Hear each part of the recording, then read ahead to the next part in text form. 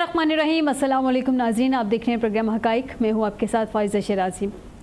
नाज़रीन, जहाँ हमारे मुल्क में असल मसाइल तो ये होने चाहिए कि हमारे बॉर्डर्स हैं उन पे इतनी वहाँ पे हम देख रहे हैं कि नामुनासिब हालात हैं, लेकिन अफसोस के साथ कहना पड़ रहा है अनफॉर्चुनेटली हमारे मुल्क के ऐवानों में जो इस वक्त चीज़ें डिस्कशन में हैं, चीज़ें डिस्कस हो रही हैं, वो ये है कि किस तरह से अपना नंबर गेम पूरा किया जाए, किस तरह से मामलात बेहतर किए जाएँ, किस तरह से अपने हक़ में मामलात को लेके आया जाए और किस तरह से अपने लिए आसानियाँ पैदा की जाएँ। हालांकि उनको अपने लिए आसानियाँ पैदा करने के लिए तो आवाम कभी भी ऐवानों में नहीं भेजती।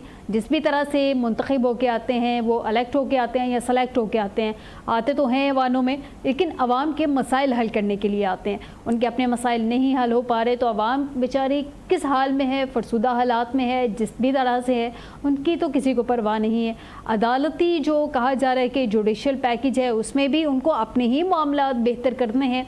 उनको किसी भी तरह से आवाम के हक़ के लिए अगर देखा जाए, आवाम के फलाह बहबूद के लिए देखा जाए, तो इस तरह की कोई भी जो है कानून साजी सामने नहीं आ रही, ना ही इसमें कोई आइनी तरमीम सामने आ रही है। आइनी तरमीम अगर सामने आती हैं तो वो अपनी बेहतरी के लिए और अपने मुस्तकबिल के लिए सामने आ रही हैं। ये है इस वक्त हमारी सियासत का निचोड़, जो मैंने उसका लुबे लुबाब आपको बता दिया। इस सब पे आज के प्रोग्राम में बात करेंगे। आपको बताते चलें कि हमें ज्वाइन किया है शफ़ी जान साहब, मेंबर KP असम्बली हैं। बहुत शुक्रिया शफ़ी साहब आपका हमें ज्वाइन करने के लिए। वकास महमूद मान साहब, पाकिस्तान तहरीक इंसाफ से इनका ताल्लुक, बहुत शुक्रिया वकास साहब आपका भी हमें ज्वाइन करने के लिए। मोहम्मद जवाद ज़फ़र साहब, लॉ एक्सपर्ट हैं, इनसे कानूनी एंगल जानेंगे। बहुत शुक्रिया जवाद साहब आपका मुझे ज्वाइन करने के लिए प्रोग्राम में। सबसे पहले तो जान लेते हैं शफ़ी साहब से। शफ़ी साहब, कहा जा रहा है कि KP असम्बली में बहुत ज़्यादा इशूज़ हैं, उनकी आपस में बन नहीं रही है मेंबर KP असम्बलीज़ की, उसमें कितनी हकीकत है? आप तो मेंबर KP असम्बली हैं, एक्चुअल में क्या रियलिटी क्या है अंदर असम्बली की, हॉल की? बिस्मिल्लाहिर्रहमानिर्रहीम। सबसे पहले शुक्रिया फ़ायदा साहब आपका, आपके चैनल का। ऐसी कोई बात नहीं है। आपको पिछले कुछ दिनों से आपको पता लग रहा होगा KP असम्बली का क्या माहौल है। सारे जो हमारे मेंबरान हैं वो बिल्कुल अली अमीन गंडापुर साहब की सरबराही में बिल्कुल मुत्तहिद है। सब इमरान खान की आवाज़ पर लब्बैक कह रहे हैं, और जो माहौल आप KP असम्बली में देख रहे हैं आपको किसी और असम्बली में ये माहौल नहीं मिल रहा। खुल के बात हो रही है, हर इशू पे बात हो रही है। 9 मई के बाद जिसके साथ क्या हुआ, किस इदारे ने किसके साथ क्या किया, वो सब अपनी आप बेहती सुना रहे हैं। तो यहाँ पे सवाल ही पैदा नहीं होता कि हमारे दरमियान कोई स्प्लिट है। पूरी पार्टी मुत्तहिद है और पूरी पार्टी अली अमीन गंडापुर की सरबराही में बिल्कुल एक पेज पे है। यानी कि आप कह रहे हैं कि अली अमीन गंडापुर साहब की सरबराही में एक पेज पे है, आप में वहाँ पे कोई किसी किस्म का स्प्लिट नहीं है, किसी किस्म का कोई इशू नहीं है, आप ये कहना चाह रहे हैं? बिल्कुल, अगर आपको ऐसा कुछ नज़र आ रहा है तो बिल्कुल आप कह सकती हैं। आपको किसी भी मेंबर से आप बात कर लें, सब के सब आपको कल एक मीना खान साहब जो हमारे मिनिस्टर भी है, उन्होंने एक ऑर्डिनेंस भी और एक अनऑफिशियल उन्होंने वोट एतमाद का वोट की बात की। तो आप देख रहे होंगे उस वक्त सारे मेंबरान खड़े थे और सब अली अमीन गंडापुर जो इमरान खान के नुमाइंदे हैं, जो इमरान खान के नुमाइंदे होकर यहाँ पे KP के वज़ीर आला हैं, उन्होंने नॉमिनेट किया है। तो उनकी सरबराही में सारे मुत्तहिद हैं, हमारे मोटिव और पूरी पार्टी सारे एक। इससे पहले कि मैं जवाब साहब से कानूनी नुक्ते नज़र भी जानूँ, एक क्वेश्चन है, बल्कि एक उबाहम है, उसको ज़रा क्लियर कर दीजिए। कल मेरे ही प्रोग्राम में आपके तहरीक इंसाफ के एक गेस्ट थे जो कि इन्वाइटेड थे, उन्होंने ये कहा, बल्कि उन्होंने ये इस चीज़ को क्लेम किया कि ये जो गंडापुर साहब लापता हुए थे, ये लापता नहीं हुए थे, लॉ एंड ऑर्डर की कोई सिचुएशन नहीं थी, ना ही ऐसी कोई मीटिंग में थे, बल्कि उनको किडनैप किया गया था। सरफराज भुगटी साहब आए थे एस्टैब्लिशमेंट का मैसेज लेके। इज इट ट्रू कि भुगटी साहब वाकई एस्टैब्लिशमेंट का मैसेज लेके आए थे? देखिए, आपको पता है कि सरफराज भुगटी का ताल्लुक कहाँ से है, वो किसके इमा पे काम करते हैं, वो सबको पता है। लेकिन देखिए, जो मुलाकात की जिक्र आप कर रही हैं, वो उस मुलाकात को सरफराज भुगटी साहब ने खुद डिनाई किया है। उन्होंने सर, ये मैं नहीं जिक्र कर रही है, आप ही के पार्टी के एक मेंबर ने कल मेरे ही प्रोग्राम में क्लेम किया, और मैंने जब उनसे पूछा कि ये आप बहुत बड़ी बात कर रहे हैं, तो उन्होंने कहा कि मैं ऑनरशिप लेता हूँ इसकी। 8 सितंबर को जी हमारा जलसा हुआ संजानी के मैदान पे, एक कामयाब जलसा हुआ, लाखों लोग उसमें थे। उसमें वज़ीर आला साहब ने अपने दिल की बातें की, वो बातें की जो हर एक वर्कर की, हर एक वोटर की, इमरान खान के वोटर की तर्जुमानी की। वो अपने अल्फाज पे स्टैंड कर रहे हैं। उसके अगले दिन जो वाक़या पेश आया, उनको एक मीटिंग के लिए बुलाया गया, वो वहाँ पे गए हैं। एक मीटिंग उन्होंने अटेंड किया, वो सिक्योरिटी की इशूज़ पर मीटिंग थी, वो मीटिंग में बिल्कुल गए हैं, मीटिंग भी अटेंड किया, और ना उनको कोई भी ना थ्रेट किया गया है। उसके बाद भी वो अपने अल्फाज पे स्टैंड कर रहे हैं। वो कई बार उसके बाद भी भी कई दफ़ा मीडिया से उन्होंने इंटरेक्ट किया, उन्होंने पार्लिमानी मीटिंग में ये बात की। हम सारे जो मेंबरान हैं वो सूबे में इस वक्त फ्लोर पे जो कह रहे हैं ये सब हमारा कलेक्टिव डिसीजन है, ऐसा कोई वाकया पेश नहीं आया। ऐसा कोई वाकया पेश नहीं आया। वकास साहब से जान लेते हैं। वकास साहब, शफी साहब तो कह रहे हैं कि ऐसा कोई वाकया पेश नहीं आया, आपके पार्टी के मेंबर एक कह रहे हैं कि उनको किडनैप कर लिया गया था। सर, अब दो मुतजाद आरा हैं, आप इसको कंफर्म कर दीजिए कि एक्चुअल में हकीकत क्या है, क्योंकि उबाम तो बहरहाल हैं कि अगर वहाँ पे एक लॉ एंड ऑर्डर की सूरत हाल थी तो वहाँ पे लैंडलाइन तो मौजूद था ना सर। आपके केपी के सीएम ने इस बात को क्लेम किया कि मैं टीवी पे देख रहा था कि सारा कुछ चल रहा था, तो जो कॉस फैल रहा था वो भी तो वो डेफिनेटली देख रहे होंगे कि वज़ीर आला गायब हो गए 8 घंटे से, इतने घंटों से उनका पता नहीं है, उनके साथ कांटेक्ट नहीं हो पा रहा, तो एटलीस्ट एक लैंडलाइन से कॉल कर देते। लैंडलाइन तो जैमर्स में नहीं आती, तो ये क्यों नहीं किया आपके सीएम ने? जी बिस्मिल्लाहिर्रहमानिर्रहीम, बहुत शुक्रिया मुझे लेने के लिए। जी आप सवाल का जवाब जो है वो अली अमीन गंडापुर साहब दे चुके हैं और हमारी पार्टी की जो मेन लीडरशिप है वो बाकायदा तौर पे की है। अब आप पता नहीं किस हमारी पार्टी के मेंबर की बात कर रही हैं जिससे आपकी कल बात हुई। मुझे तो लगता है खान बाड़ी कल हमें आपकी पार्टी को रिप्रेजेंट करते हुए हमारे प्रोग्राम में थे, उन्होंने ये क्लेम किया, वो ये बाकायदा इस चीज की ओनरशिप ले रहे हैं कि वो उस वक्त केपी हाउस में मौजूद थे। वो कह रहे हैं मैं इस बात का गवाह हूँ। अच्छा देखिए ना जी, ये उनकी कोई जाती राय हो सकती है या उनकी मालूमात, मुझे नहीं पता उन्होंने कहाँ से ली, लेकिन जब वजीर आला अपना बयान दे चुके हैं, हमारी पार्टी की जो मेन क़यादत है वो इसके ऊपर बात कर चुकी है, तो मेरा ख्याल है इसको अब सेटल हो जाना चाहिए। अब इसके आगे मतलब इसमें हमने क्या निकालना है? सर, ये तो इमरान खान साहब ने भी कह दिया ना कि वो थोड़ा सा पर्दा रख रहे हैं, तो फिर किस चीज़ का पर्दा रखा जा रहा है? देखें, वो एक ऐसी पोस्ट पे बैठे हैं कि उसके अंदर बहुत सारी कुछ सिक्योरिटी की चीज़ें हो सकती हैं, बहुत सारे कोई लॉ एंड ऑर्डर की हो सकती हैं, कोई और चीज़ हो सकती है, मतलब कोई चीज कभी छुट्टी नहीं है। अगर कोई चीज ऐसी हुई तो मेरे ख्याल में कल आ जाए। आई हैव नो क्लू कि कोई ऐसी चीज तो पाई गई है, मेरे इल्म में ऐसा नहीं है। आपके इल्म में ऐसा नहीं है, ठीक है जी। जवाद साहब को शामिल गुफ्तगू करते हैं। जवाद साहब, आईनी तरमीम ज़ोर शोर से इसकी बाज़गश्त है, लेकिन मुझे ये भी बता दें कि ये जो अदालत का फ़ैसला है, 8 जजेस ने अपने फैसले की जो 5-8 की मेजॉरिटी से फैसला आया था रिजर्व सीट्स का, उस पर उन्होंने अपना माइंड क्लियर कर दिया, मतलब वजाहत दे दी है कि उनका फ़ैसला हर सूरत डेफिनेटली बाइंडिंग है और उनका फ़ैसला मानना है। लेकिन इसमें ये कहा जा रहा था हुकूमत की जानिब से कि इलेक्शन कमीशन ने चूँकि उन 41 मेंबरान को नोटिफाई नहीं किया, उनका नोटिफिकेशन जारी नहीं किया, तो इसलिए फ्लोर क्रॉसिंग की जो एक शिक है वो उन 41 मेंबरान पर लागू नहीं होती। अब ये जो फैसला है इसके बाद भी फ्लोर क्रॉसिंग की शिक उन पे लागू होती है या नहीं होती, कानूनी एंगल क्या है, ये जरा समझा दीजिए। तो इसमें मेरा जो पर्सनल और लीगल जो अंडरस्टैंडिंग है वो ये है कि जब ऑनरेबल सुप्रीम कोर्ट ने एक फैसला दे दिया और उन्होंने डिक्लेयर कर दिया कि ये इन लोगों की ऑप्शन है कि ये किस जमात को ज्वाइन करना चाहते हैं, और उसका एक प्रोसीजर दे दिया और उस प्रोसीजर के मुताबिक उन्होंने एफिडेविट्स दे दिए, तो उस एफिडेविट्स के बाद वो लोग पीटीआई के ही लोग हैं, और पीटीआई के जब लोग होंगे तो जो पार्लिमानी पार्टी होगी वहां पे जो उनका हेड होगा उसकी वो इंस्ट्रक्शन जो डायरेक्शन को वो फॉलो करने के पाबंद होंगे।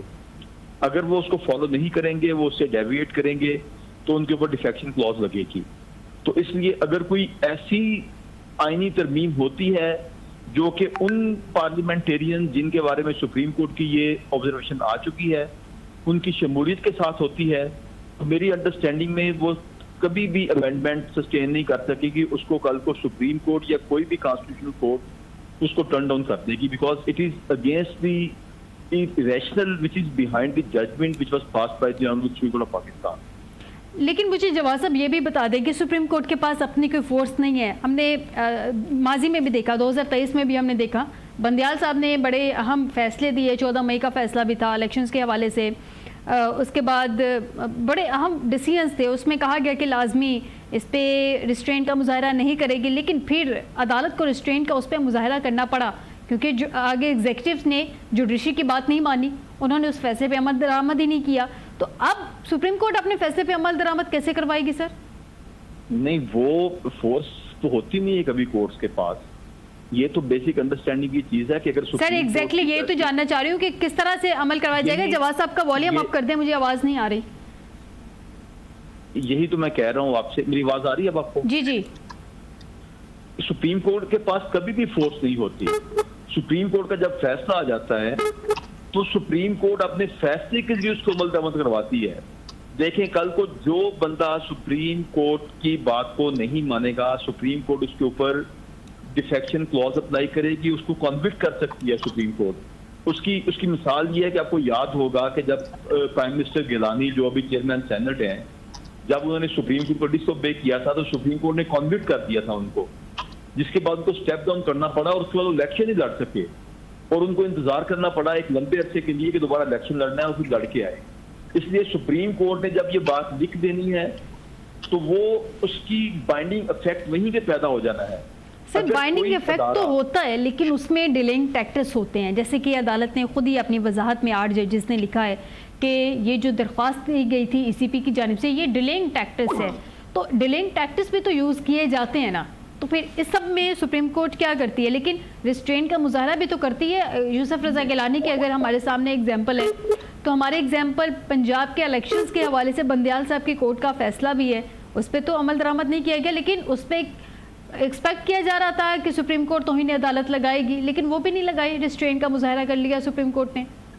आपको इसी में एक मिसाल दे देता हूँ। जब इन्होंने स्पेशल सीट्स के ऊपर लोगों को नॉमिनेट कर दिया, उसके बाद सुप्रीम कोर्ट ने जब सस्पेंड कर दिया तो क्या वो लोग काम कर रहे थे कि वहां पे नहीं कर रहे थे? उन्होंने काम रोक दिया। अगर पार्लियामेंट ने या किसी ने बात ना मानी होती उनकी तो उन लोगों को वो बिठाते, उनको बिठा के वो अमेंडमेंट कर लेते, लेकिन नहीं की गई। तो वो सुप्रीम कोर्ट के फैसले की पावर है जिसने फोर्स किया उनको कि वो उन पार्लियामेंटेरियन के साथ जिनकी हद तक सुप्रीम कोर्ट ने सस्पेंड कर दी थी उनको बिठा के अमेंडमेंट नहीं कर सके। और जो पंजाब में इलेक्शन ना करवाना वो एक सेपरेट चीज है, ये कभी ना कभी सामने आएगा, इससे कोई दो राय नहीं है कि वो सुप्रीम कोर्ट उसको इम्प्लीमेंट नहीं करवा सकी, उसने रिस्ट्रेंट शो किया, लेकिन उस फैसले के बड़े दूरअस्त नताइज हैं। और इलेक्शन ना करवाना एक डिफरेंट चीज है और सुप्रीम कोर्ट की जजमेंट की इम्प्लीमेंटेशन जिसमें स्पेशल सीट या रिजर्व सीट जो बात हो रही है वो एक डिफरेंट चीज है। इसको हम एनालॉगसली नहीं देख सकते। इसलिए मैंने आपको मिसाल दी है कि वो लोग सस्पेंड हो गए। अगर इतनी मुंह जोर होती पार्लियामेंट सुप्रीम कोर्ट की बात ना मानती तो उस वक्त उन लोगों को ना भेजते, कहते सॉरी जी आपने सस्पेंड कर दिया है, हम आपकी बात नहीं मानते, हम इनको बिठा के ये अमेंडमेंट कर रहे हैं, आपने जो करना कर रहे हैं हमारा। लेकिन नहीं किया गया बिकॉज ये दुनिया में अच्छा इंप्रेशन नहीं जाता जहां पे सुप्रीम कोर्ट के फैसलों को फॉलो नहीं किया जाता। हमने दुनिया के साथ चलना है, हमने अकेले आइसोलेशन में नहीं जाना, दुनिया से रिलेशन है, हमने IMF से सारा कुछ देना है। Supreme court, let's suppose ECP supreme court का फैसला, अब जाहिर सी बात है बाइंडिंग तो डेफिनेटली होता है, मेजॉरिटी फैसला है सुप्रीम कोर्ट का। अब ECP ने डिलेइंग टैक्टिक्स यूज़ की है, उसने दरख्वास्त दे दी। अब सुप्रीम कोर्ट ने फैसले में ये कह दिया है कि हर सूरत उसको अपने फैसले पे अमल दरामद करवाना है, यानी कि वो जो 41 मेंबरान है पाकिस्तान तहरीक इंसाफ के, उनको हर सूरत नोटिफाई किया जाएगा। तो अगर ये नोटिफिकेशन अब जारी कर दिए जाते हैं या अभी भी कोई डिलेइंग टैक्टिक्स यूज़ किए जाते हैं तो सुप्रीम कोर्ट ने अपने ये वजाहत में ये भी कहा है कि फिर उसके नताइज होंगे। तो क्या नताइज हो सकते हैं तौहीन अदालत के अलावा? देखें जो डिलेइंग टैक्टिक्स हैं, एक होता है जो प्रोसीडिंग के दौरान होते हैं, उसमें तो सुप्रीम कोर्ट स्टैंड शो कर रही होती है, एक्सेप्ट कर रही होती है। एक वो है जो अब होंगे, उस पर कंटेम्प्ट ऑफ कोर्ट अप्लाई होगी और उसके नतीजे में CEC जो हमारे हैं वो उनको घर भी जाना पड़ सकता है, उनको सजा भी हो सकती है। तो इसलिए सुप्रीम कोर्ट कुछ भी कर सकती है। Supreme Court is the supreme body of the country. Chief election commissioner Sikandar Sultan Raja साहब को उनकी सीट से बरतरफ भी किया जा सकता है। बिल्कुल, सुप्रीम कोर्ट कंटेम्प्ट में उनको सजा दे सकती है, जब देगी तो बरतरफ हो जाएंगे वहां से। ठीक है, जान लेते हैं वकास साहब से। वकास साहब, मुझे ये बताइएगा, अब हुकूमत का ऐसा लग नहीं रहा कि कोई मूड है आपको लाहौर के जलसे की इजाज़त देने का। आपकी पार्टी जो है वो इस बात पे मुत्तहिद है कि हमने हर सूरत लाहौर का जलसा करना है। सर, कोई बातचीत हुई? क्या बना आपके जलसे की इजाज़त के हवाले से? देखिए, हम अदालत में गए हैं क्योंकि हमें डिप्टी कमिश्नर ने अभी तक जो है वो इजाज़त नहीं दी और ये पहली दफ़ा नहीं है कि उन्होंने हमारी इजाज़त रोकी है। इससे पहले मुतअद्दिद बार हमने जलसे कोशिश करने की कोशिश की और ये आइन और कानून में, पाकिस्तान के आइन के मुताबिक ये हर सिटीजन का एक बुनियादी हक है कि हम असेंबल हो सकें और अपना प्रोटेस्ट रिकॉर्ड करवा सकें। कई दफा पहले हमें नहीं करने की इजाजत दी गई, लेकिन फिर हमारा जलसा हुआ, इस्लामाबाद में हुआ, और इंशाल्लाह ये जलसा भी होगा। और अगर इन्हें ये लगता है कि ये हमें इजाजत नहीं देंगे या कुछ बंदों को पकड़ लेंगे, कुछ FIR काट देंगे तो हम पीछे हट जाएंगे, तो ये तो अब इन्हें ये बात समझ आ जानी चाहिए कि हम पीछे हटने वाले तो बिल्कुल भी नहीं है। सर पीछे हटने वाले नहीं है, लेकिन आपका हर दफा NOC आपको जारी करके फिर वो NOC वापस भी ले लिया जाता है। आपका जो 8 सितंबर का जलसा था, बरहा उसके साथ ऐसा हुआ है। मुख्तलिफ जो है तारीखें आपकी, उसमें जो बड़ा अहम जलसा था अगस्त में वो भी मुलतवी हुआ। बानी PTI ने खुद भी उस पर कहा कि वो नहीं होना चाहिए था, लेकिन समहाउ हो गया। तो इस सारी सूरत हाल में क्या एक्सपेक्ट करें कि दोबारा से वही सारी सूरत हाल रिप्ले होगी, या अब की दफ़ा वाकई 21 तारीख को आप जलसा करने जा रहे हैं? देखिए, हमारी इंटेंट तो है, हमने करना है और हमने बिल्कुल अपनी नीयत से करना है।